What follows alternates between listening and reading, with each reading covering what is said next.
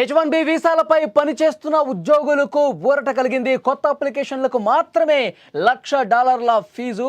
ఇప్పటికే H1B visa హోల్డర్లు ఎప్పుడైనా రావచ్చని చెప్పి వచ్చింది ఇన్ఫర్మేషన్. 2026 నుంచి ఇచ్చే H1B వీసాలకే కొత్త ఛార్జీలు ప్రస్తుత వీసాదారులకు రెన్యువల్కు వర్తించదని క్లారిటీ చేశారు. అమెరికా బయట ఉన్న వాళ్ళు టెన్షన్ పడొద్దని, కొత్త వీసాదారులకు మాత్రమే ఈ రూల్ వర్తిస్తుందని ప్రకటన వచ్చింది. డొనాల్డ్ ట్రంప్ దెబ్బకు దిగొచ్చాడు. డొనాల్డ్ ట్రంప్ తను ఏదైతే ఇబ్బంది పెడదామనుకున్నాడో దాని పర్యవసనాలు తెలిసొచ్చి ఒక్క దెబ్బకు కిందకి దిగొచ్చిన పరిస్థితుంది. H1B వీసాల విషయంలో నెలకొన్న గందరగోళంపై అమెరికా వైట్ హౌస్ క్లారిటీ చేసింది. అమెరికాలో ఉద్యోగం చేయాలి అనుకునే వారికి ఇచ్చే H1B వీసాల రుసుమును ఆ దేశ అధ్యక్షుడు డొనాల్డ్ ట్రంప్ $1,00,000కు పెంచడం ప్రపంచవ్యాప్తంగా పెను సంచలనమే సృష్టించింది. ట్రంప్ నిర్ణయం ఎంతోమంది ఉద్యోగార్థులపై ప్రభావం పడనుందని నిపుణులు భావిస్తున్నారు. మరోవైపు తక్షణం యుఎస్కు వచ్చేయాలంటూ అక్కడి టెక్ కంపెనీలు తమ ఉద్యోగులకు ఈమెయిల్స్ కూడా పంపించాయి.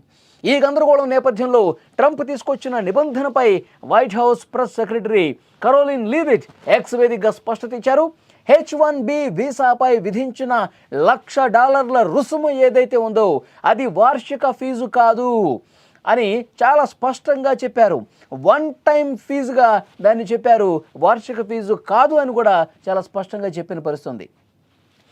ఇప్పటికే ఈ వీసా కలిగి ఉండి అమెరికా బయట ఉన్నవారు భయపడాల్సిన అవసరం లేదని, వారిపై ఈ $1,00,000 రుసుము విధించబోమని చెప్పారు. వాళ్ళంతా ఎప్పట్లాగే అమెరికా నుంచి బయటకు వెళ్ళి తిరిగి రావచ్చని, కొత్త నిబంధన వారికి అసలు వర్తించదని చెప్పారు. ఈ వన్ టైం $1,00,000 రుసుము ఇకపై కొత్త H1B వీసాకు దరఖాస్తు చేసుకునే వాళ్ళకు మాత్రమే అమలు చేస్తామని, ప్రస్తుత వీసాదారులకు రెన్యువల్కు వర్తించదని చెప్పడంతో కాస్త ఉపశమనం కలిగినట్లయింది. నిన్నటి వరకు అందరూ టెన్షన్ పడ్డ పరిస్థితుంది. అమెరికాకు వెళ్ళి అక్కడ ఉద్యోగం చేయాలంటే $1,00,000 పే చేయాల్సిందే అని చెప్పి ఇది అందరికీ వర్తిస్తుందేమో, ఇప్పుడు ఆల్రెడీ H1B వీసా ఉన్న వాళ్ళు కూడా ఈ $1,00,000 కట్టాల్సిందేమని చెప్పి భయపడిపోయిన పరిస్థితుంది.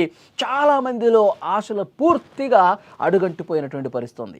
కానీ ఇప్పుడు పరిస్థితి మారిపోయింది. ఎందుకంటే అమెరికాలో కూడా కొంత వ్యతిరేకత వచ్చిన పరిస్థితుంది. టెక్ కంపెనీలు కూడా ఈ నిర్ణయాన్ని తీవ్రంగా వ్యతిరేకిస్తూ ఇంకా పూర్తి స్థాయిలో నిబంధనలు వచ్చిన తర్వాత ఇంకా డొనాల్డ్ ట్రంప్ మనసులో ఏముందో పూర్తి స్థాయి నిబంధనలు మనకి తెలియలేదు, అవి బయటకు వచ్చిన తర్వాత రెస్పాండ్ అవుదామని చెప్పి అనుకున్నారు. కొంత గందరగోళం నెలకొంది. ప్రపంచం మొత్తం కూడా ఒక్కసారిగా ఈ డెసిషన్తో షాక్ అయిపోయిన పరిస్థితుంది. ఇప్పుడు దానికి ఇంకొంత క్లారిటీ ఇచ్చే ప్రయత్నం చేశారు. ఇప్పుడు H1B వీసాలు ఎవరైతే కలిగి ఉన్నారో వాళ్ళకి ఎట్టి పరిస్థితుల్లో ఇది వర్తించబోదు. ఎవరైతే కొత్తగా దరఖాస్తు చేసుకుంటారో సెప్టెంబర్ 22 నుంచి ఇది అమల్లోకి వస్తుంది. కొత్త దరఖాస్తుదారులకు మాత్రమే ఇది వర్తిస్తుందని చెప్పడంతో ఊపిరి పీల్చుకునే పరిస్థితుంది. ఇక H1B వీసా పొందిన వాళ్ళలో భారతదేశానికి చెందిన వారు అత్యధికంగా ఉన్నారు. దాదాపు 71% మంది ఉన్నారు. తాజా వివరాల ప్రకారం భారతదేశానికి చెందిన వారు 2,32,974 మంది ఉండగా, చైనా దేశానికి చెందిన వారు 51,787 మంది ఉన్నారు. ఆ తర్వాతి స్థానంలో కెనడా దేశానికి చెందిన వారు 9,423 మంది ఉన్నారు. దక్షిణ Korea 4,800, Mexico 3,646, Nepal 2,629, Brazil 2,567, Pakistan 2,551, Philippines దేశం నుంచి 2,460 మంది ఉన్నారు. ఇప్పటి వరకు అన్ని రకాల ఫీజులు కలిపితే H1Bకి చెల్లించేది $1,500 అంటే 1.32 లక్షలు మాత్రమే.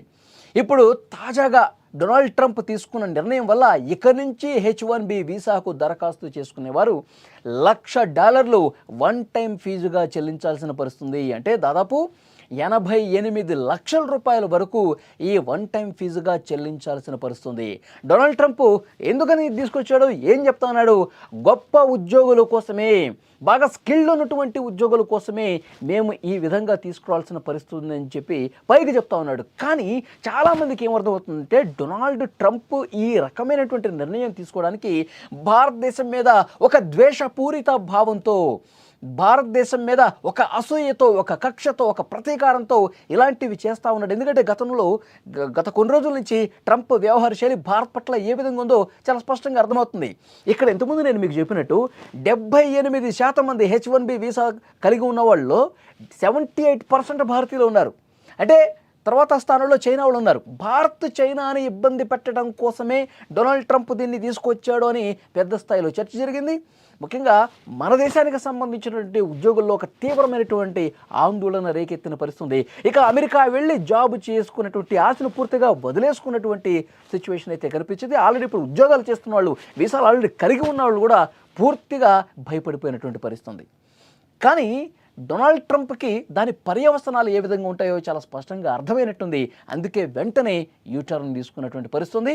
ఇది కేవలం ఇక మీదట ఎవరైతే రెన్యువల్ చేసుకుంటారో, ఇక మీదట ఎవరైతే కొత్తగా దరఖాస్తులు తీసుకుంటారో వాళ్లకు మాత్రమే అని చెప్పి మళ్ళీ యూటర్న్ తీసుకోవడానికి కారణం, భారత్ని ఇబ్బంది పెడితే అమెరికా అంతకు రెట్టింపు స్థాయిలో ఇబ్బంది పడుతుంది అని చెప్పి ఆయన గ్రహించాడు. కాబట్టి వెంటనే ఈ డెసిషన్ తీసుకున్నాడని కూడా చాలా స్పష్టంగా అర్థమవుతుంది.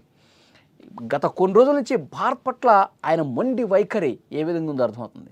భారత్ పాకిస్తాన్ యుద్ధం జరిగినప్పుడు యుద్ధాన్ని నేనే ఆపాను అని అబద్ధాలు చెప్పాడు, 4-5 సార్లు చెప్పాడు.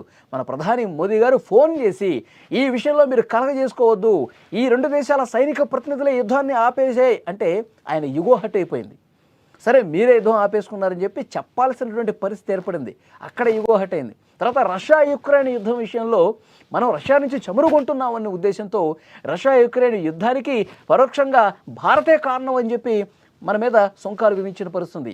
అక్కడ మనం చెప్పినా వినట్లేదని అక్కడ యుగో హట్ అయినటువంటి పరిస్థితుంది.